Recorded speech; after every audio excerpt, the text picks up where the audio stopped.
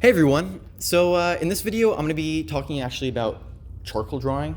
So if you're more of like an artsy kind of person, this is going to be a great video for you because I'm going to go through some really good tips that's going to help you with your charcoal drawing. So let's go through a bit of background first. So Thomas Stromboli was actually the inventor of charcoal drawing, and when he was a kid, he worked in a child labor factory. And he would draw with charcoal in his free time. And he became actually so passionate about charcoal drawing that he started going from town to town to town, and he would tell them the wonders of charcoal drawing. And in one town, he met a man named Tommy Calzone, who drew not with charcoal, but with 7 sticks dipped in blood, one for each month. Now, Tommy Calzone was not a good man. So when Thomas told Tommy about the wonders of charcoal, Tommy was furious, and he demanded a drawing duel in front of the entire town. But just before the duel, Thomas ran to the bathroom and called up his old friend, Hingis, to ask for just a little bit of advice. Now, fortunately for Thomas, Hingis knew exactly what to do, because he remembered a secret technique so powerful that only a few people knew about it in the whole world. For those of you unaware, this secret technique is something that I'm going to get to later in the story if you just have a little bit of patience. So just hold your horses and we're going to get there later. With this newfound knowledge, Thomas returned to Tommy to duel, and they both stood there on the stage waiting to start. An announcer walked up and yelled, "Begin." Immediately, Tommy picked up his 7 sticks, dipped them in blood, and began to draw.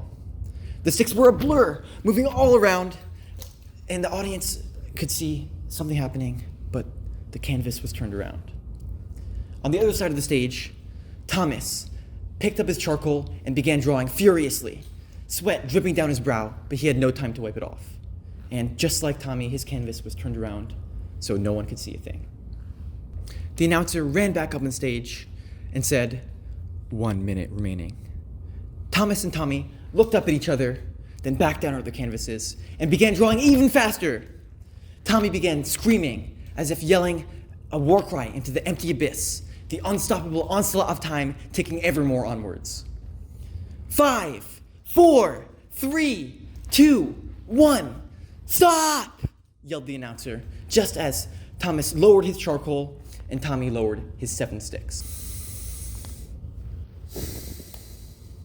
Tommy stood up, turning his canvas around for all to see, and on it was a picture of Thomas, dripping in blood, as if a grotesque mirror image of the man himself. It was beautiful, it was horrible, it was kind of cute, and it was Tommy's.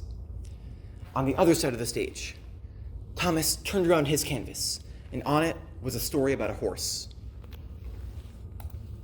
It said, "Once there was a beautiful horse named Lawrence Manicotti." Now, Lawrence wasn't like all the other horses, because when Lawrence was at school and people would ask him what he wanted to be when he grows up, all the other horses had normal answers, like astronaut or doctor, but not Lawrence, because Lawrence wanted to be a wave in the water, crashing all about, pushing ever onward in the tide of life. So when Lawrence's teacher, Professor Finkelman, heard about this, she was very worried indeed, because Lawrence hadn't even touched his 7 sticks dipped in blood. 1 for each day of the month. So when Lawrence's dad picked him up from school that day, Finkelman pulled his dad aside and told him everything, giving him a nice smooch, just like a little peck, like a big wet Frenchie. They then bowed to each other, as is customary in this kind of situation. You know how it is. "I'll see what I can do about this," Lawrence's father said, and took Lawrence home. As soon as they got home, Lawrence started crashing all about, pushing ever onwards in the face of his impending punishment. In his heart, he wanted to be a dancer, but he knew that there wasn't time for that kind of mumbo-jumbo. So Lawrence's dad swept him up like the garbage he was and threw him into his room. Immediately, Lawrence's dad began cheering, along with all of the other horses in town, and also Wesley Snipes. Out of nowhere, Lawrence's teacher, creator of the Finkelman Edge, crashed through the door like a wave, and they shared a firm handshake. This video is sponsored by the Cardinal Direction North, Finkelman said. "Are you feeling lost today? Well, I have good news. The northern direction exists. Just whip out your trusty compass and start walking north. Meet up with all the other north goers. I don't know, frolic around in the North Pole. I'm not going to judge, but someone will. Please find them. Please. I've been searching for so long, and I grow weary. Upon hearing this important message, Lawrence's dad swept up Finkelman from her hooves, and they had passionate anal sex by candlelight, flickering in the wind like a dancer, as is customary in this kind of situation. Back to Thomas and Tommy. His story is over. At the bottom of the page is a limerick written in charcoal. It read, "There once was a man named Calzone, and he would be always alone. This fool was a dingus, and if not for Hengist, my blade would carve him to the bone."